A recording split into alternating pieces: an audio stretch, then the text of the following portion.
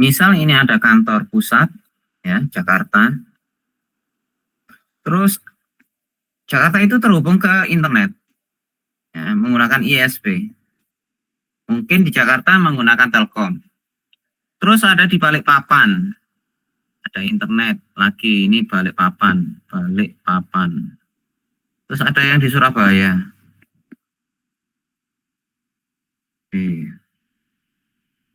Ada yang di Yogyakarta dan seterusnya. Di belakang layar ini, ya, ada jaringan lokal atau private yang kadang-kadang jaringan private ini butuh saling berhubung karena ini adalah satu perusahaan, ya, mereka saling bertukar informasi. Tetapi mereka tidak ingin jaringan di lokal mereka itu terekspos keluar, ya. Maka bagaimana caranya kita bisa membangun tunnel, membuat terowongan di atas jaringan internet ini. Itulah yang disebut sebagai VPN. Kita bisa membuat sebuah terowongan, ya. Contoh dari Surabaya membuat terowongan. Jadi nggak akan kelihatan orang lain membuat terowongan.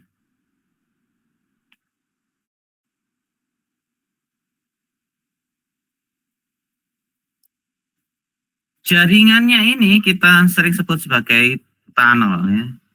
Tunnel atau terowongan. Tapi bahasa panjangnya adalah VPN, Virtual Private Network.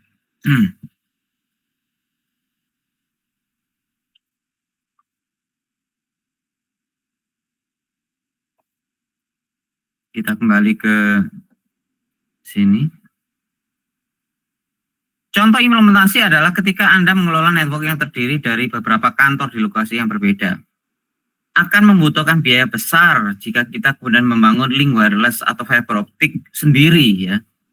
Jadi kalau Anda mau bangun sendiri, ya, antar kantor cabang tersebut itu mahal, ya. Padahal bisa jadi kan antar kantor berada di kota atau bahkan di pulau yang berbeda. Maka dari itu kita bisa menggunakan jaringan publik, terus kita buat terowongannya.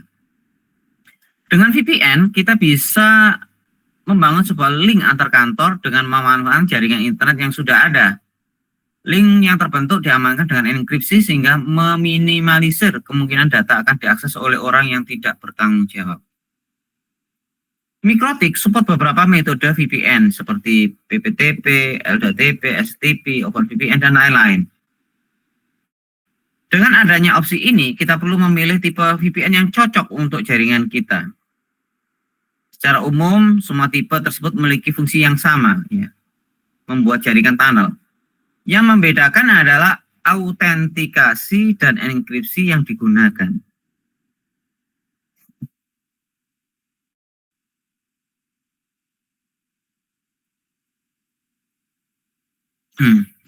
Pada saat sebuah perusahaan memiliki kantor cabang, biasanya perusahaan menginginkan antara kantor pusat dengan kantor cabang bisa saling terinterkoneksi, ya, secara private.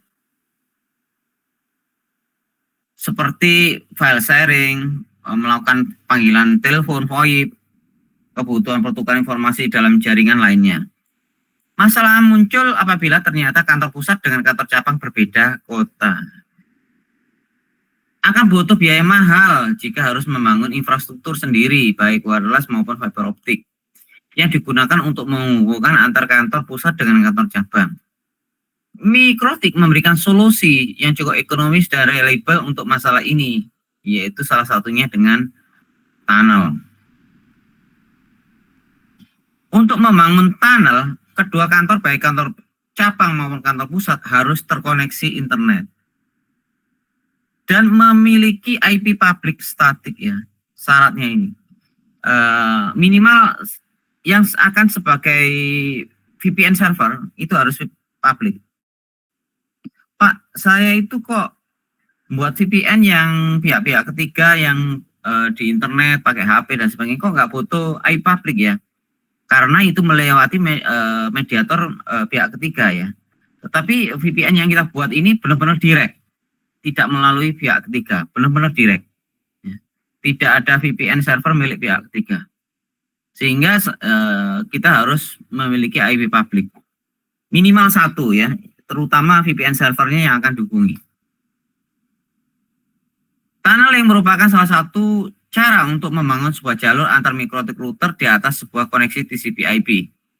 Jika digambarkan dalam bentuk topologi akan terlihat seperti berikut. Ya, kantor pusat mungkin pakai Telkom, kantor cabang pakai Indosat, nggak masalah. Yang penting koneksi internet. Nah, di internet ini ya sebenarnya ada beberapa router, banyak router yang terhubung ya. Tetapi begitu di tunnel, router-router ini seakan hilang. Ya, seakan-akan hilang sehingga kita punya kayak colokan kabel sendiri. Colokan sendiri ya. Kabel inilah yang kita sebut sebagai virtual network, virtual private network. Ya. Karena bersifat private dan tidak, jaringan ini tidak bisa diakses orang lain. Seakan-akan kita punya kabel baru. Keuntungan menggunakan VPN, koneksi aman untuk mengakses resource lokal di kantor melalui jaringan hotspot atau WiFi maupun list LAN. Resource kantor misal mail server, printer, file sharing dapat diakses dengan enkripsi dan hanya bisa diakses oleh orang-orang tertentu saja.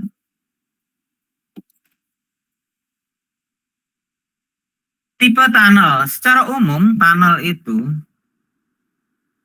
ada yang tunnel layer 2 dan layer 3. Layer 2 bersifat bridging. Bersifat bridging atau switching ya.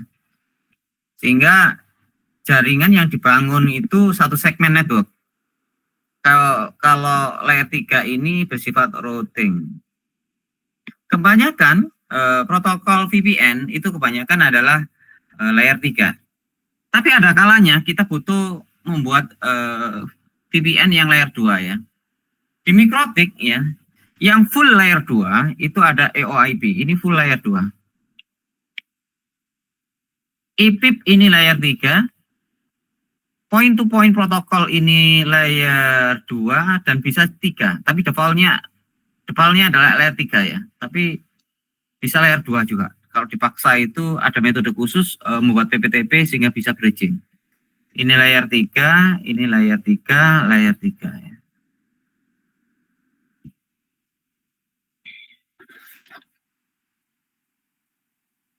Ya, ada kalanya ada orang yang suka itu pakai bridging, di mana kita itu satu segmen network. Tapi ada yang nggak suka, kenapa? Karena khawatir nanti virus di suatu kantor cabang itu bisa menyebar ke jaringan yang lain kalau bridging. Ya. Nah, sehingga tergantung kebutuhan.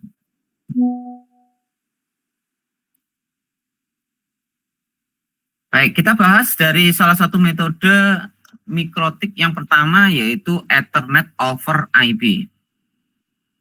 Merupakan protokol pada router S yang berfungsi untuk membangun sebuah network tunnel antar mikrotik di atas sebuah koneksi TCP.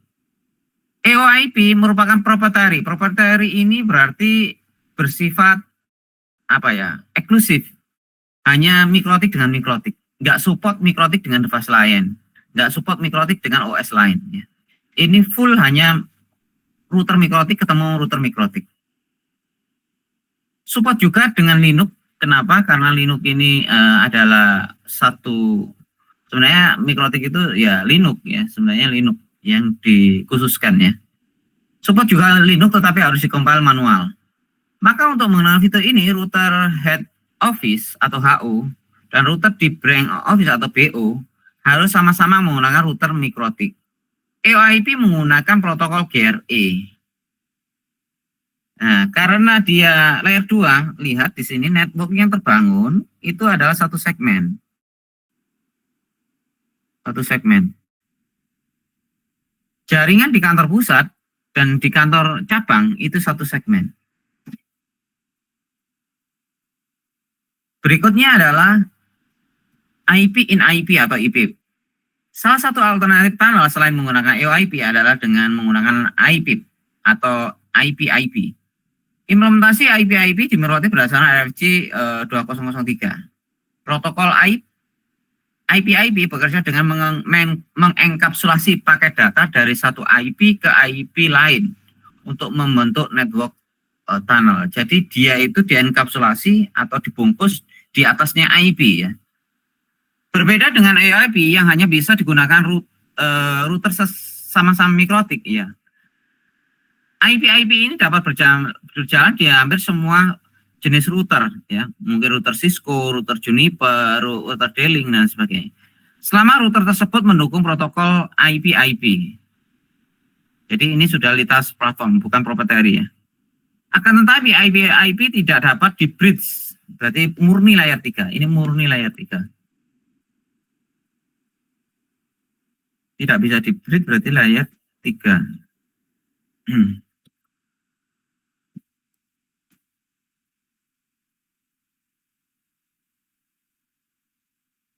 Sehingga jaringan lokal di bawah router head office dan BO brand office harus menggunakan segmen IP address yang berbeda.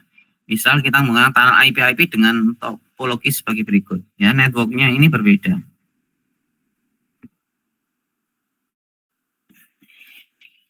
Oke, berikutnya adalah PPTP, point to point tunnel protocol.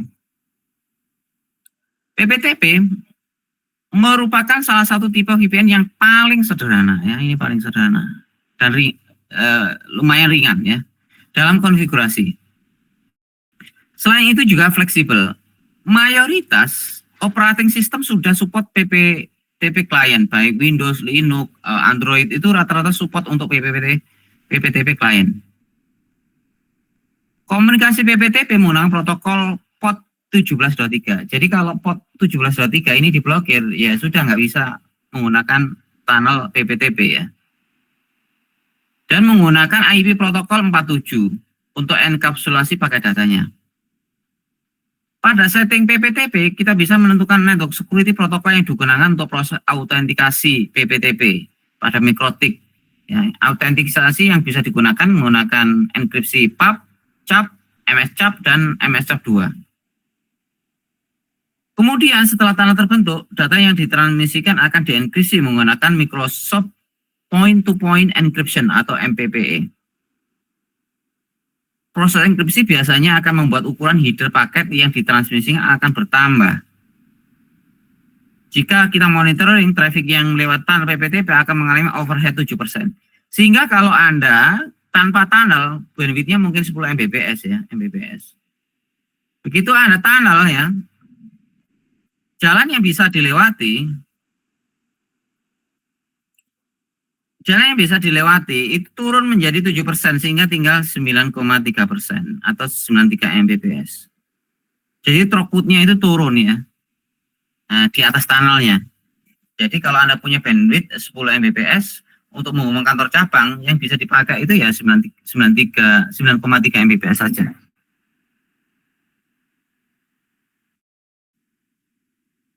Berikutnya adalah L2TP atau Layer 2 Tunnel Protocol. L2TP merupakan pengembangan dari PPTP ditambah L2F. Network Security Protocol dan enkripsi yang digunakan untuk autentikasi sama persis dengan PPTP. Jadi L2TP ini pengembangan dari PPTP. Akan tetapi untuk melakukan komunikasi L2TP menggunakan UDP ya, bukan TCP. Dia menggunakan UDP port 1701. Biasanya untuk keamanan yang lebih baik, L2TP dikombinasikan dengan IPsec ya atau IP secure. Sehingga kombinasi ini membentuk protokol L2TP IPsec.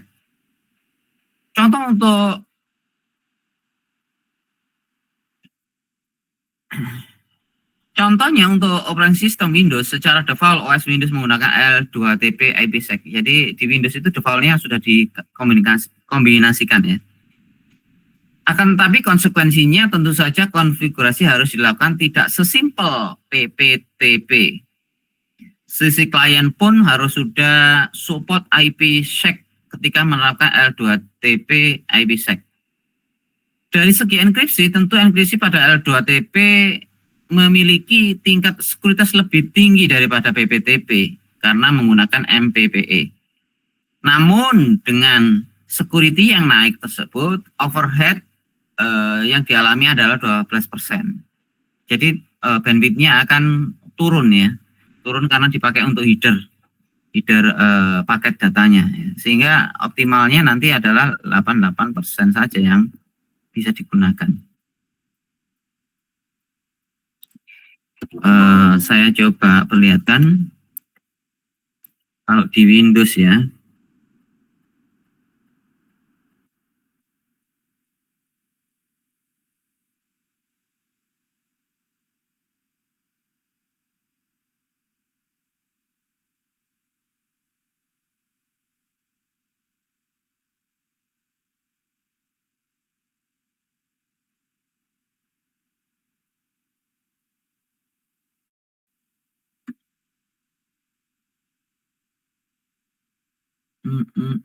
Sebentar.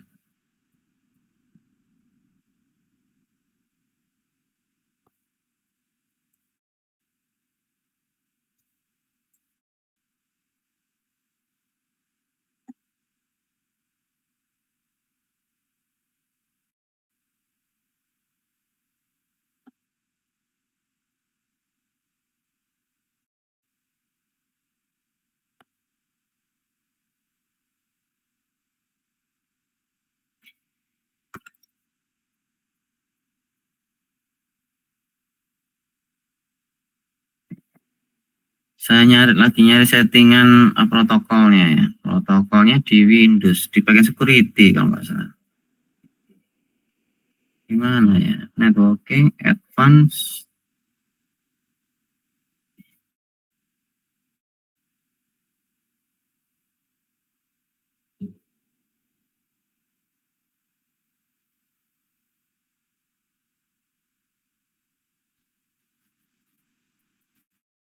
Kok nggak ada ya? Tadi perasaan pernah lihat saya. Oh ini. Ya ini ya. Di Windows ini ada defaultnya ada PPTP dan L2TP IPsec ya. Ini Windows XP. Kalau Windows 11 kelihatannya lebih banyak deh pilihannya. Ini kalau di Windows XP sudah defaultnya itu PPTP sama L2TP IPsec.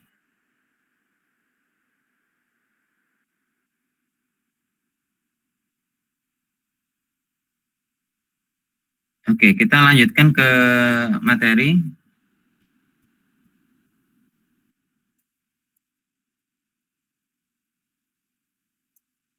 Berikutnya adalah SSTP, Secure Socket Tunnel Protocol. Untuk membangun VPN dengan metode STP diperlukan sertifikat SSL di masing-masing perangkat, kecuali keduanya menggunakan router OS. Komunikasi SSTP menggunakan TCP port 443. Jadi ini menggunakan portnya HTTPS ya. Biasanya ada yang menyebutnya ini sebagai HTTPS tunnel. Kenapa ini diperlukan? Kadang-kadang ada jaringan itu yang memblokir port GRE. Pokoknya port tunnel itu diblokir. Sehingga kita tidak bisa tunnel. Kita membuat VPN itu nggak bisa. Tetapi dengan STP, karena dia pakai port 443, nggak mungkin diblokir. Karena HTTPS kalau diblokir, otomatis ya blokir internet, ya kan? Sehingga ini relatif keberhasilannya tinggi, ya. Jarang diblokir untuk port 443. Anda harus memastikan clock sudah sesuai dengan waktu real jika menggunakan sertifikat. Jadi syarat menggunakan sertifikat SSL ini ya, jam komputernya harus benar. Maka dari itu ketika komputer Anda jamnya itu slendro ya, terus buka Google yang pakai HTTPS, biasanya Google-nya error, nggak mau. Sehingga kebanyakan zaman sekarang untuk menghindari kejadian error sertifikat ya, rata-rata komputer ada NTP client. Jam itu dijaga oleh baterai BIOS, ya. Tetapi kadang-kadang BIOS itu kadang-kadang baterainya habis, ya. Sehingga tidak bisa mempertahankan kestabilan jamnya. Ketika Anda menggunakan internet, ya, zaman sekarang Windows itu, ketika jamnya slendro, begitu connect internet, maka otomatis jamnya akan menjadi benar sendiri, ya. Handphone juga seperti itu. Ketika jam handphone salah ya, begitu Anda sudah connect pulsa internet, otomatis jamnya juga akan membetulkan sendiri karena ada namanya NTP client. Kalau di Windows itu pakai timewindows.com. Sayangnya belum semua OS support VPN dengan metode STP. Traffic yang melewati tunnel STP akan mengalami overhead sekitar 12% ya. Ini sama dengan L2TP IPsec. Overheadnya cukup tinggi. Ya semua keamanan ya, keamanan tinggi pasti ada yang dikorbankan, yaitu throughput. Dengan semakin aman, throughputnya akan dikorbankan. Berikutnya adalah OpenVPN. VPN ini bisa digunakan ketika dibutuhkan keamanan data yang tinggi. Secara default, OpenVPN menggunakan UDP port 1194 dan dibutuhkan sertifikat pada masing-masing perangkat untuk bisa berkoneksi ya. Untuk client compatibility, OpenVPN bisa dibangun hampir pada semua operating system dengan bantuan aplikasi pihak ketiga. OpenVPN menggunakan algoritma SHA-1 dan MD5 untuk proses autentikasi dan menggunakan beberapa keeper yaitu Blowfish 128, AS128, AS192, dan AS256.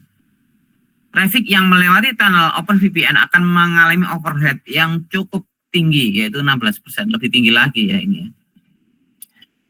Windows sendiri secara default kalau nggak salah belum support OpenVPN, tapi kita bisa menggunakan OpenVPN pihak ketiga ya, yang dari GNU. Jadi kita bisa tambahkan kalau di Windows.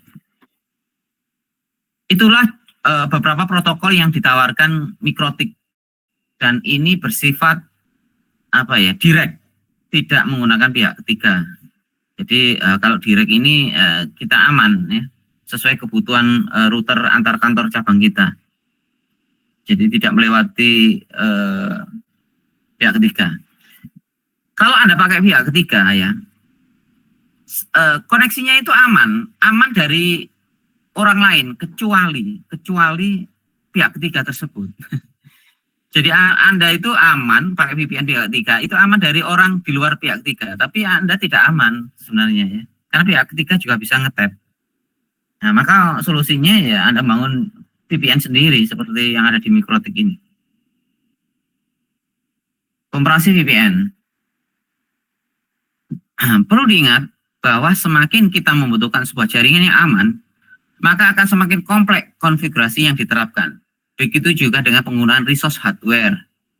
Semakin tinggi enkripsi yang digunakan, penggunaan resource khususnya CPU juga akan naik. Kesemuanya yang bisa kita ambil jika Anda menginginkan VPN dengan kompatibilitas perangkat klien yang baik, maka PPTP paling cocok untuk menjadi pilihan. Kenapa? Karena hampir semua OS itu support PPTP. Settingnya juga simpel, tetapi secara keamanan itu kurang. Selain itu, PPTP juga bisa menjadi pilihan jika Anda tidak ingin terlalu repot untuk melakukan konfigurasi. Tetapi jika Anda menginginkan sebuah VPN dengan keamanan yang lebih bagus, maka gunakan L2TP IPsec atau OpenVPN. Biasanya untuk Windows secara default menggunakan L2TP IPsec, sehingga tinggal disesuaikan pada sisi server. Jika memang perangkat Anda support dan Anda membutuhkan keamanan yang tinggi pada jalur VPN Anda, L2TP IPsec bisa menjadi pilihan. Satu hal yang menjadikan catatan, penggunaan VPN tidak bisa meningkatkan bandwidth ya. Jadi Anda tak VPN rek, jaringannya biar cepat, nggak bisa ya. Jadi ada image tak VPN ke sini biar internetnya bisa cepat, itu nggak benar ya. Ada persepsi seperti itu. Wah, kalau di VPN nanti bisa menembus limitasi bandwidth. Itu nggak bisa. Lebih tepatnya VPN ini malah mengurangi bandwidth tergantung dari besar dari yang langganan Anda. Kalau Anda langganan 10 Mbps, nggak mungkin setelah di VPN bisa menjadi 20 Mbps, nggak bisa. Oke, ini adalah contoh setting PPTP ya, nanti akan kita praktekkan, saya bahas sekilas saja, karena detailnya nanti ketika Anda simulasi setelah ini. Dan di praktikum kita, saya kasih sampel cuma PPTP ya. Untuk metode yang lain silakan Anda explore sendiri. Jadi dosen itu atau kuliah itu hanya mengantarkan basicnya, ya, nggak bisa membuat Anda semuanya serba bisa ya. Orang itu kalau sudah punya fundamental ilmu ya atau kognitif, itu biasanya belajar lebih lanjut itu lebih enak. Jadi kampus ini jangan berharap kalian semuanya didapatkan ya. Kampus hanya memberikan fundamentalnya saja. Oke, ini PPTP Remote Client to Office. Sebenarnya konsep tunnel itu, tunnel atau VPN ya, itu ada dua. Atau VPN, ada dua. Yang pertama adalah client to office. Dan office to office.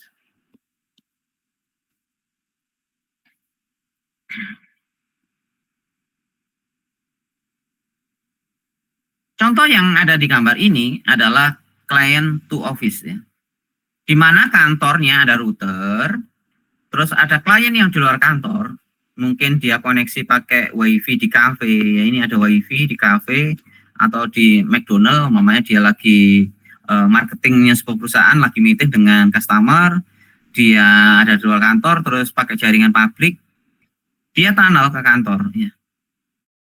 Maka jaringan konsep VPN seperti ini kita sebut sebagai client to office. Karena yang menghadapi adalah last device. Last device bertemu dengan router. Bertemu dengan router. Jadi last device ketemu router ini disebut sebagai client to office. Berbeda dengan office to office ya.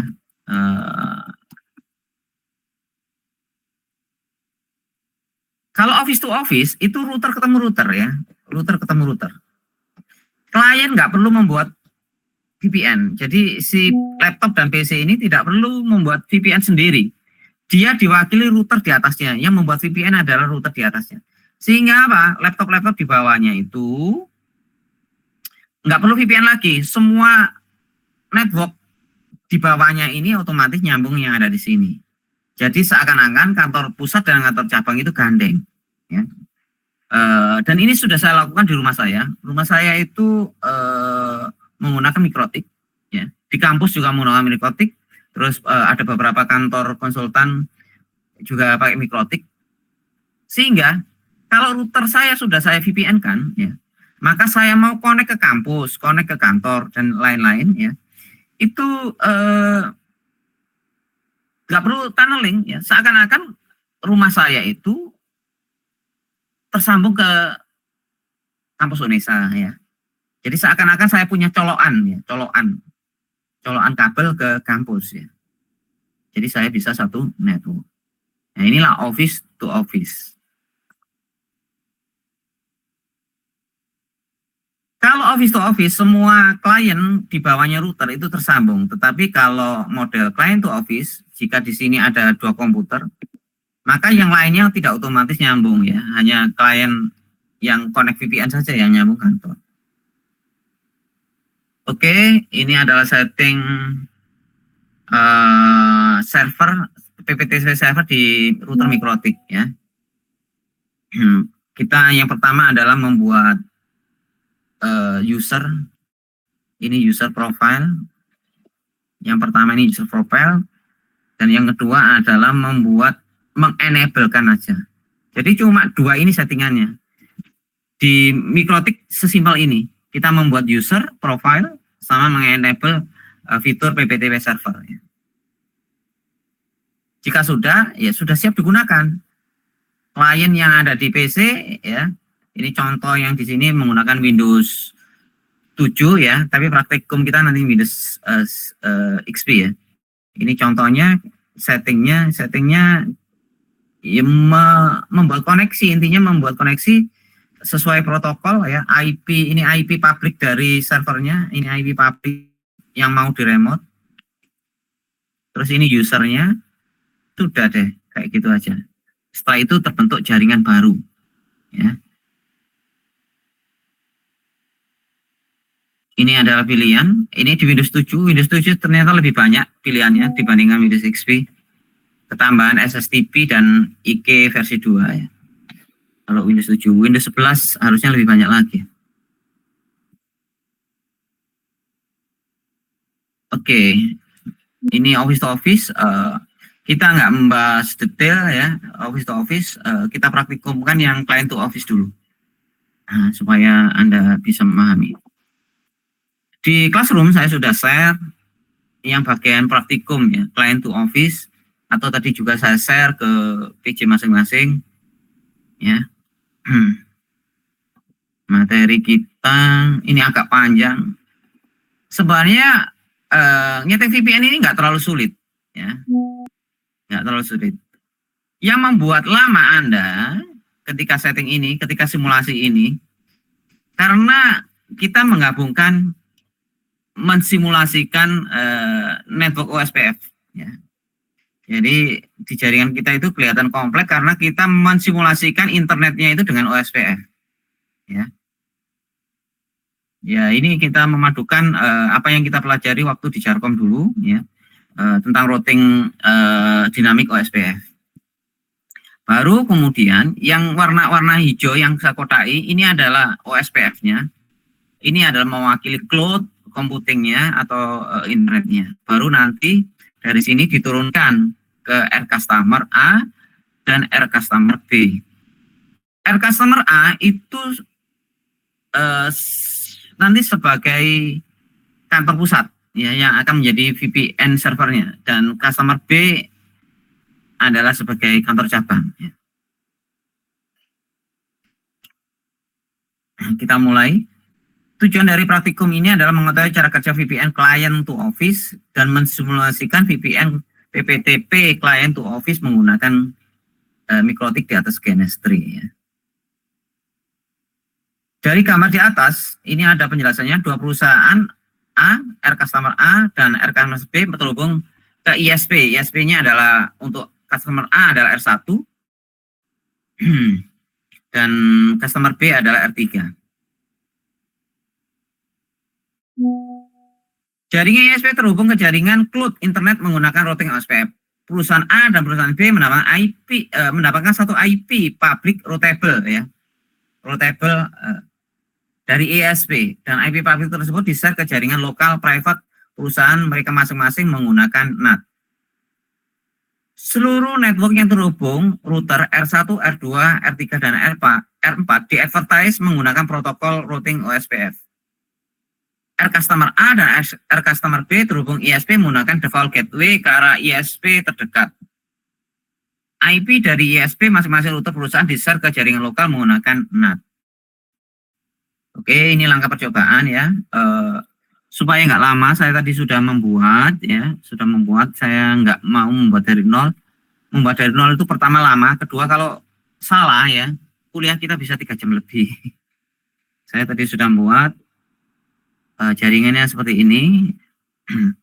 Ini saya modifikasi sedikit dari apa yang ada di sana.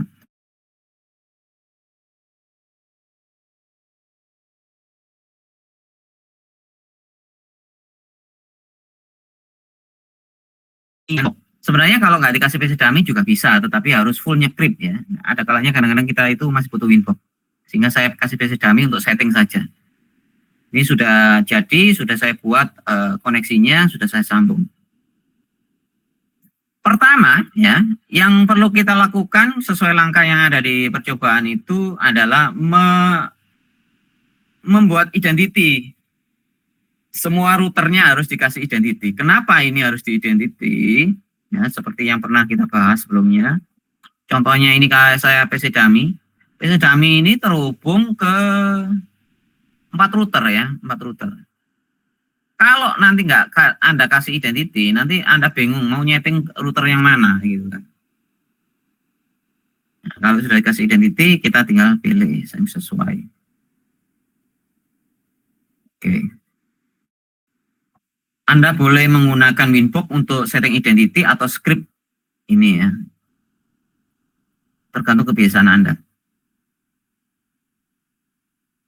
Ini adalah network di interface ya, IP address di setiap interface baik R1 sampai R4, R customer, PC1 sampai PC A1 sampai PC B2. Ini adalah IP-nya.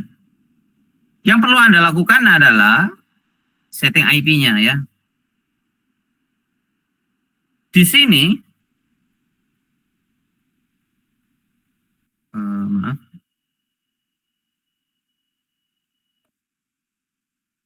Di sini saya menggunakan aturan ya.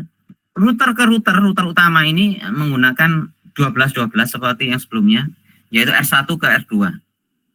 Kalau R2 ke R3 adalah 2323. Sedangkan ISP R1 ke R customer A kita menggunakan 11 ya, 0. Dan customer B menggunakan 22.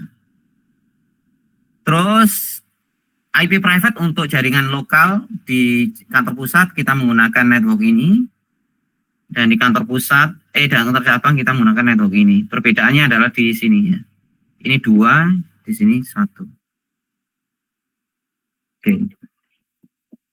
Jika Anda menggunakan settingan ini persis ya, di mana R1 ke R2 itu ketemu E0 ketemu E0, dan R2 ke R3 itu E1 ketemu E0 ya, maka Anda bisa langsung gunakan script yang ada di sini. Tapi kalau Anda tidak menggunakan itu, harus memodifikasi interface-nya ya. Anda modifikasi interface-nya. Jangan sampai keliru interface. Ini adalah setting untuk R1, ini R2, dan seterusnya. Saya tidak mengajari satu-satu, karena ini adalah di Jarcom ya. Terus ini di router customer A ada 2 interface, yaitu ke arah ISP dan ke arah jaringan private. Ini ke arah ISP, ini ke arah private, ini juga gitu ke ISP, ini ke private. Terus Anda perlu juga setting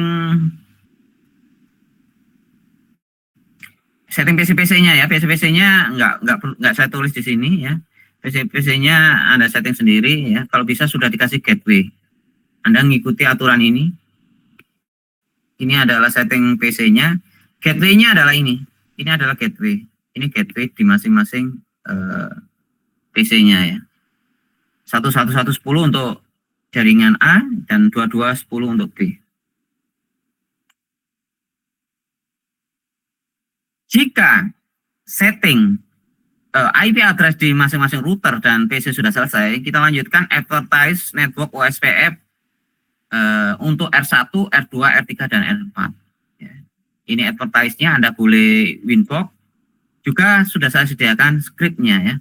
Ini adalah advertise untuk R1, advertise R2, R3, dan R4. Sekali lagi saya tidak ngajari bagaimana OSPF bekerja ya. Oke. Nah, customer A, R customer A sama R customer B itu tidak menggunakan OSPF. Dia koneksi ke ISP-nya, customer ke ISP menggunakan default gateway. Sehingga ini harus dikasih secara statik ya. Ini harus dikasih secara statik ya, ke arah ISP. Jadi nanti harus ditambahkan gateway. Khusus untuk R customer ini harus ditambahkan gateway. Jadi ini harus diarahkan gateway-nya ke arah sebentar, ke arah sana ya. Dan sini juga diarahkan ke sini. Begitu juga PC-PC gateway-nya harus diarahkan ke sana, dan ini juga ke sana ya. Gateway-nya. Supaya bisa koneksi. Baru di sini nanti kita NAT. Kita NAT. Di sini kita NAT. Oke. Saya tunjukkan dulu salah satu settingan router 1 ya, supaya Anda tahu. Ini tadi sudah saya import scriptnya. Sekarang saya ke R1 menggunakan PC dummy. R1 menggunakan PC dummy. Ini adalah IP address yang saya sudah import. Terus routing tabelnya ya. Setelah OSPF kerja, tabel routingnya terbentuk di sini ya. Di tabel IP route tabel OSPF-nya sudah nambah sendiri, DAO ya. Untuk setting OSPF sendiri kalau GUI ada di routing OSPF. Ini tadi saya advertise networknya di sini. Ya. Sudah saya advertise. Oke. Baik, gateway-nya kalau sudah ya diisi gateway-nya. Di sini juga sudah saya kasih script-nya kalau nambahkan gateway untuk R customer A, S customer B kalau mau nambahkan ya script. Terus berikutnya adalah ngenat ya, ngenat di R customer A dan R customer B. Oke. Jika sudah kita itu disuruh ngeping. Kalau sudah jaringan kita yang sudah kita bentuk tadi, kita disuruh ngeping. Dari hapus dulu. Disuruh ngetes. Jika ini settingannya anggaplah sudah berhasil semuanya, kita disuruh ngetes ya. Untuk membuktikan bahwa jaringan kita itu benar ya, dan sesuai fungsinya. Pertama adalah R customer A ngeping ke R1 ya. Terus disuruh ngeping ke R customer sama disuruh ngeping ke PCB. Ya. Sekarang pertanyaannya, kalau jaringan saya sudah nyambung nih, routing OSPF-nya sudah nyambung ya, berdasarkan intuisi Anda ya, R customer kira-kira bisa nyambung ke R1? Saya mohon bantuannya menjawab.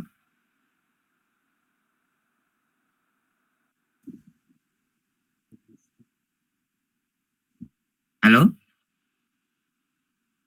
Nggak usah, mohon bantuannya ya, kita aktif ya supaya bisa Pak. Bisa ya, karena ada gateway ya. Oke, kira-kira ke R customer B bisa nggak? Bisa Pak. Bisa karena ada OSPF ya, karena ada OSPF ya, ada OSPF harusnya bisa normal. Dan R customer B juga kita kasih gateway ke arah R3, otomatis juga bisa harusnya. Pertanyaannya berikutnya, R customer ke PCB 1 bisa nggak? Nggak bisa Pak. Ya nggak bisa karena memang jaringan private ini tidak di-routable ya, nggak di-routingkan, hanya NAT di belakang NAT sehingga tidak tembus ya. Jadi PCB itu tidak bisa tembus ya, tidak bisa tembus ke dari R customer. Begitu juga PCA1 ke PCB. Otomatis ini juga nggak akan tembus. Ini nggak akan tembus ke sini. Kenapa? Karena PCA1 ini kan NAT juga. Karena PCA1 itu diwakili R customer, otomatis juga nggak bisa tembus ke PCB1. Oke, sekarang saya buktikan ya. Saya sekarang dari R customer A ya. Ini disuruh ngeping ke 11 ya. Destination satunya adalah 111. Saya posisinya di PCA ya, PCA, oke. Ini terus pakai mikrotiknya bukan PC-nya ya. Sekarang ping 111 harusnya tembus. Kalau tembus berarti jaringan Anda sudah benar. Terus ke jaringan R customer itu IP-nya adalah 2223. Kalau Anda nggak tembus berarti OSPF-nya ada yang masalah atau default gateway-nya ada yang masalah ya. Oke. Terus sekarang saya akan ngeping ke bawahnya. Pasti nggak tembus. 2.1. 2.11. PCB 2 itu 192.168.2.11. Pasti nggak tembus ya. Sekarang kita ganti trace route ya. Di mikrotik itu pakai tool trace route. Kalau di Windows kan trace route ya. Trace route 111 pasti direct. Oke, direct. Sekarang ke 2223. Nah, lewat router ISP R1, R2 baru ketemu R customer. Tetapi kalau kita trace route ke 192, 168, 1 titik 2.1 11 ya. Dia nggak akan dikenali. Kenapa? Karena dia nggak di-advertise ya. Dia dilempar ke router ISP pun dia nggak pernah di-advertise, sehingga nggak dikenali sama sekali.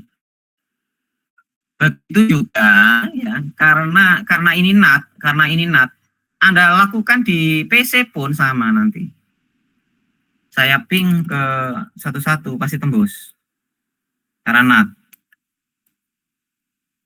Oke, ke 2, 3 pasti tembus.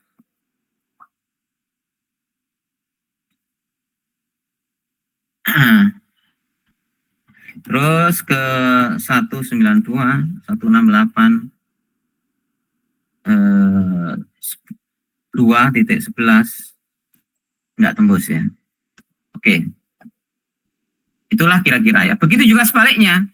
PCB juga nggak akan bisa ke PCA ya. Karena dia diwakili R customer ya. Dia di NAT. Nah, sekarang bagaimana jaringan yang private ini yang tidak pernah di routable ini ya bisa membuat jaringan terhubung ya, jaringan yang bisa menghubungkan jaringan private ke private ya melalui jaringan publik yang routable ini. Nah, itulah yang kita akan praktekkan untuk VPN-nya. Saya capture dulu sniping. Oke, yang kita praktekkan untuk hari ini ya, untuk hari ini itu client to server. Servernya ini adalah ini ya, ini server VPN-nya, server VPN ya, VPN. Sedangkan kliennya ini kita pakai PC B1, ini klien VPN. Nanti ketika kita normalnya ini kalau ngeping ke server VPN itu kan gini, lewat gini. Normalnya kan lewat gini ya. Sehingga ada beberapa router yang dilewati, yaitu router customer B, R3, R2, R1 ya. Setelah itu berhenti ya. Karena R customer ini bisa di-ping ya, bisa di-ping kita VPN-nya ke arah R customer. Setelah terbentuk, maka seakan-akan ada jaringan baru nih. Ini jaringan tunnel namanya. Nah, seakan-akan jaringan tunnel ini tidak melewati R customer, R3, R2, dan R1. Langsung direct ke R customer ya. Jaringan ini kita menggunakan IP 10 10 10 ya. Nanti 0/30 ya. Di sini 1, di sini 2.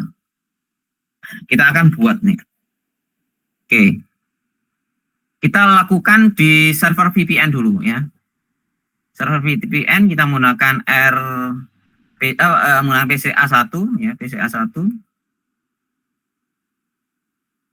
Pertama kita ngikuti yang ada di panduan dulu. Oke. Kita sudah sampai sini. Masuk ke PPP, terus PPTP server di enable gitu saja ya. Di enable, oke. Terus setelah itu masuk ke script untuk membuat user ya. Di sini kita membuat user 1, servisnya PPTP, profilnya default encryption, dan ini adalah IP jaringan private-nya nanti ya. Jadi seakan-akan nanti servernya dapat ID 10.10.10.1, sedangkan kliennya 10.10.10.2. Oke, sekarang kita setting ya. Pertama adalah saya tutup dulu.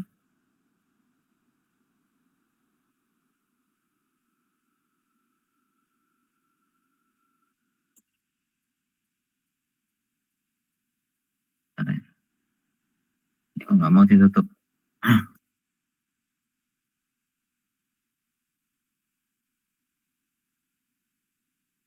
Kita masuk PPP ya, terus ke interface PPTP server kita enable. Jangan lupa ini kita pilih yang default encryption ya. Jangan yang kosongan default saja ya, default encryption supaya dienkripsi dia. Terus membuat script, kita add, kita membuat user 1, service-nya PPTP ya. Ini kita protokolnya pakai profilnya pakai default encryption, dan ini adalah IP VPN yang akan kita inginkan. Ini di sisi server sudah selesai, cuma 2 itu aja yang disetting. Sekarang di PCB1. PCB1 ya. Oke, kita create new connection di sini ya. Next. Pilih yang kedua ini, connect to network at my workplace, terus pilih yang VPN ya, dan seterusnya sesuai panduan ya. Nanti kalau sudah, nanti akan menjadi ada shortcut di sini ya. Nanti ada pilihannya desktop atau yang lainnya ya, seperti yang ada di sini ya. Ikuti panduan yang ada di sini. Ini adalah nama shortcutnya. Terus ini adalah IP dari R customer A atau IP pabriknya ya. Terus nanti tambahkan desktop jika memang butuh ya. Sehingga nanti ketika mau koneksi lagi itu bisa menggunakan shortcutnya. Kalau sudah, ya, nanti akan terbentuk shortcut seperti ini. Ini saya belum connect nih, belum saya connect-kan. Jika belum connect, kalau saya IP config, nah, IP-nya cuma ada 192.168.2.11. Ini menggunakan interface standar ya. Kalau ini berarti nanti nggak, kalau lewat jalur ini ya, jalur routing, jalur normal, jalur NAT. Ya. Sehingga kalau kita ngeping ke PC A1, ya, yang ada di kiri itu, ping 192.168.1.11, nggak akan nyambung. Kalau kita trace route, cuma mentok di router customer B. Nah, dilempar ke customer B, setelah itu dia nggak tahu, karena nggak pernah di-advertise ya. Jaringan PCA itu nggak pernah di-advertise, sehingga ketika routing biasa ya nggak ketemu. Tapi begitu kita VPN ya, connect, nah ini sudah connect, maka IP-nya ada 2 di sini. IP config. Nah, seperti ini. Yang satu jalur normal, jadi kalau dia menuju internet, menuju jaringan lain ya, kantor cabang menuju ke Google, ke email, semuanya akan menggunakan interface normal yang pakai 192.168 ini, pakai NAT. Tapi begitu dia mau menghubungi jaringan PCA, dia akan menggunakan jalur tunnel. Jalur tunnel yaitu 10.10.10.2. Sedangkan servernya, routernya itu 10.10.1. Sekarang kalau kita ping, harusnya tembus. Kita ping ke 12, ping 11 ya. Nah, sudah tembus sekarang. Kalau belum tunneling, nggak bisa. Kalau kita telusuri sekarang, routingnya itu melewati tunnel ya. Coba kita lihat. Nah, dia tidak dilemparkan jalur normal, tapi jalur tunnel. 10.10.10.1 baru ketemu 192.168.1.11. Seakan-akan router itu hilang ya. Makanya disebut sebagai tunnel, terowongan. Jadi R1, R2, R3 ini fisiknya dilewati, tapi secara logical itu seakan-akan tidak dilewati. Seperti itu ya. Pertanyaan saya, kira-kira PCB1 ini bisa connect ke PC A2 enggak? Nah, mohon dibantu jawab. PCB1 ini bisa connect ke PC A2 enggak? Bisa ya. Oke. Sekarang kita coba ping ya. Karena sudah dibuat tunnel tadi. PCB1 ngeping ke PCA2 12 ya. Bisa. Ya. Tapi herannya kalau PCA1 ngeping ke PC B1 nggak bisa, ya, karena dia bersifat satu arah. Client to server, client to office itu sifatnya satu arah kayak NAT. Jadi dia bisa ke atas, tapi atas nggak bisa turun ke bawah. Jadi yang harus menginisialisasi koneksi itu harus dari bawah. Atas nggak bisa menginisialisasi dulu, membuat komunikasi dahuluan itu nggak bisa, ya. Kecuali nanti office to office itu bisa. Kita sekarang di PCA1, nyoba ngeping, ya. Di sini ngeping ke PCB1 ya. Nah, nggak bisa. Jadi atas ke bawah nggak akan bisa. Pertanyaan berikutnya nih.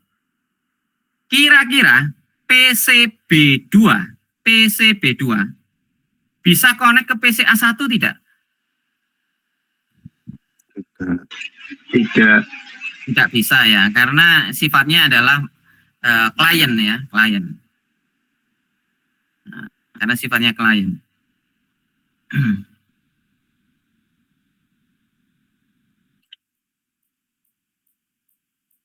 Nanti minggu depan, supaya router-router ini tidak perlu membuat tunnel ya, kita buat namanya office to office ya. Saya nggak mau bahas hari ini karena saya khawatir nanti settingan ini Anda itu biasanya ribet di OSPF-nya. Saya nggak mau membebani yang berat-berat dulu ya. Kita client to server atau client to office dulu. Kalau ini sudah berhasil, minggu depan kita coba tambahkan ya office to office.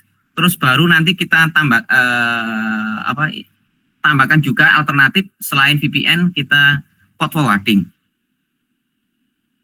Kalau VPN ini biasanya untuk orang-orang yang paham ya.